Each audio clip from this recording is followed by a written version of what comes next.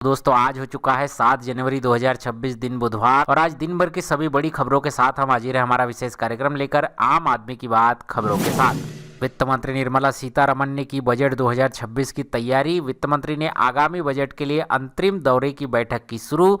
सूत्रों के अनुसार इस बार इनकम टैक्स स्लैब में 50,000 की अतिरिक्त छूट पर विचार किया जा सकता है। पेट्रोल डीजल की कीमतों में आई गिरावट। अंतर्राष्ट्रीय स्तर पर कच्चे तेल के दाम $70 प्रति बैरल के नीचे आने से कई जगहों पर पेट्रोल और डीजल के दामों में ₹2 प्रति लीटर तक की कटौती की घोषणा की गई। केंद्र सरकार ने प्रधानमंत्री गरीब कल्याण अन्न योजना के तहत मिलने वाले मुफ्त राशन को अगले 6 महीने के लिए प्रभावी रूप से आगे बढ़ाया और नए डाटाबेस के तहत मुफ्त राशन योजना का किया विस्तार।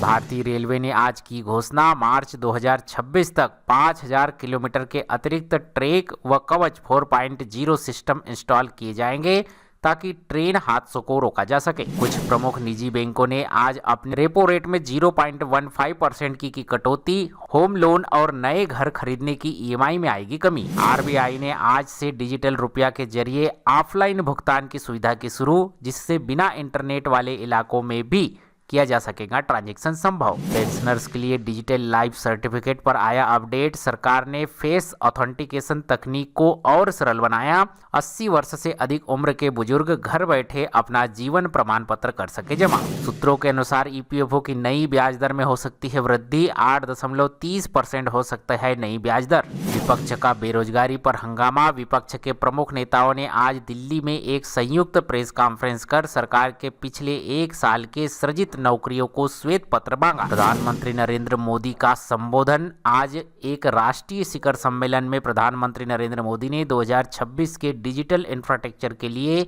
मील का पत्थर साबित होगा, जिसमें भ्रष्टाचार पर लगाम लगेगी, इस तरह का संबोधन दिया। चुनाव आयोग की हलचल हुई तेज। आगामी 5 राज्यों के विधानसभा चुनाव को देखते हुए चुनाव आयोग ने आज मतदाता सूची पुनर्निरीक्षण यानी कि एसआईआर का अंतिम डाटा जारी किया।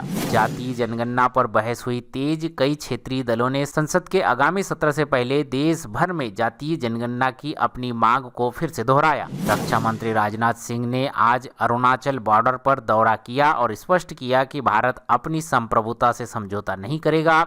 वहां सड़क निर्माण का कार्य 90% पूरा किया जा चुका है। दिल्ली नगर निगम में नए विकास कार्यों को लेकर सत्ता पक्ष और विपक्ष के बीच आज सदन में हुआ भारी हंगामा। इसके कारण सदन की कार्यवाही की गई स्थगित। उत्तर भारत में आज कड़ाके की ठंड और घने कोहरे के कारण 25 से ज्यादा ट्रेनें की गई रद्द। कई ट्रेनें 4 से 6 घंटे की देरी से चल रही है। मौसम विभाग ने अगले 48 घंटे का रेड अलर्ट भी जारी किया है। स्वास्थ्य मंत्रालय ने कुछ राज्यों में फैल रहे नए इन्फ्लुएंजा स्ट्रेन को लेकर एडवाइजरी की जारी। यह है एक नए तरीके का वायरस है। अस्पतालों को आइसोलेशन वार्ड के लिए तैयार रखने के लिए कहा गया है। आयुष्मान भारत योजना में किया गया विस्तार। अब 70 वर्ष से अधिक उम्र के सभी नागरिकों को, चाहे उनकी आय कुछ भी हो, 5 लाख रुपए तक का मुफ्त इलाज आज से मिलना हुआ शुरू।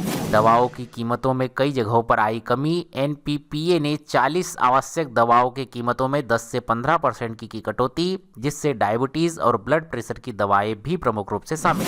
शिक्षा नीति में किए गए बदलाव। शिक्षा मंत्रालय ने घोषणा की कि 2026 के शैक्षणिक सत्र में कक्षा 10वीं और 12वीं की बोर्ड परीक्षाएं साल में 2 बार आयोजित की जा सकेगी।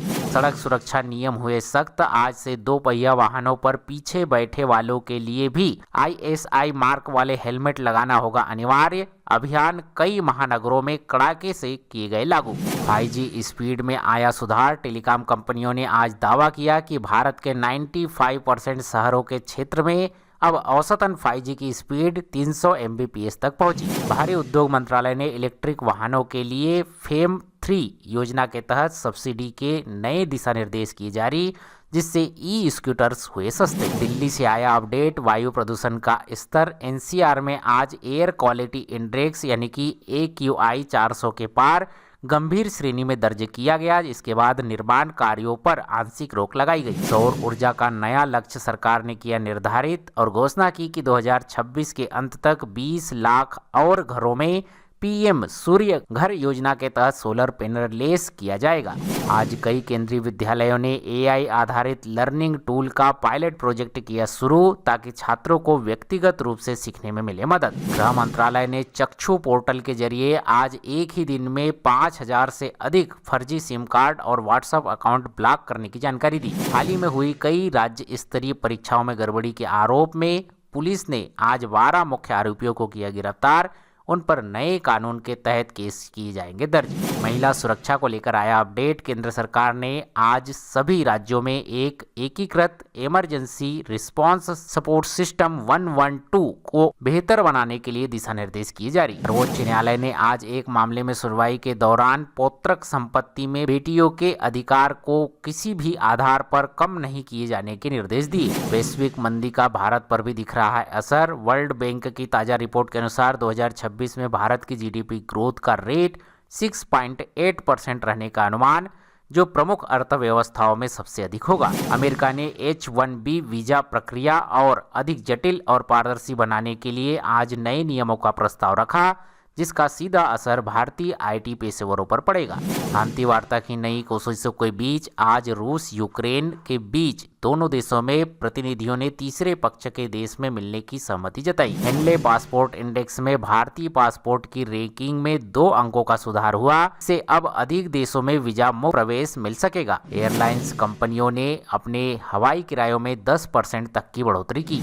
नमामि गंगे परियोजना के तहत आज वाराणसी और प्रयागराज में नए एसटीपी प्लांट्स का उद्घाटन किया गया, ताकि गंगा को और अधिक निर्मल बनाया जा सके। कृषि मंत्रालय ने रबी और खरीफों की खरीद के लिए नई डिजिटल व्यवस्था की शुरू, ताकि किसानों को 48 घंटे के भीतर सीधे उनके बैंक खाते में भुगतान भेजा जा सके। बेंगलोर और हैदराबाद में मेट्रो के नए फेज का किया गया विस्तार। आज केंद्र सरकार ने 12,000 करोड़ के अतिरिक्त बजट को दी मंजूरी। Artificial intelligence regulation. भारत आज G20 के देशों के साथ मिलकर एआई के नैतिक उपयोग और डीप फेक को रोकने के लिए वैश्विक समझौता पर करेगा हस्ताक्षर। जम्मू कश्मीर के बिलावर में सेना के साथ आतंकियों की मुठभेड़, 3 आतंकियों के छिपे होने की खबरें आई सामने। इसरो के पूर्व प्रमुख ने दिया बयान। भारत की 2040 तक चांद पर अंतरिक्ष यात्रियों को भेजने की योजना पर किया जा रहा है काम। प्रधानमंत्री मोदी 17 जनवरी को मालवा से पहली वंदे भारत स्लीपर ट्रेन को दिखाएंगे हरी झंडी। तो ये थी आज दिन भर की कुछ 50 प्रमुख खबरें। उम्मीद करता हूँ ये वीडियो जानकारी अपडेट्स आपको पसंद आई होगी। ये वीडियो जानकारी अपडेट्स आपको अच्छी लगी हो तो वीडियो को लाइक शेयर, चैनल को सब्सक्राइब कीजिए। मिलते हैं आपसे अगले वीडियो में, तब तक के लिए जय हिंद, वंदे मातरम।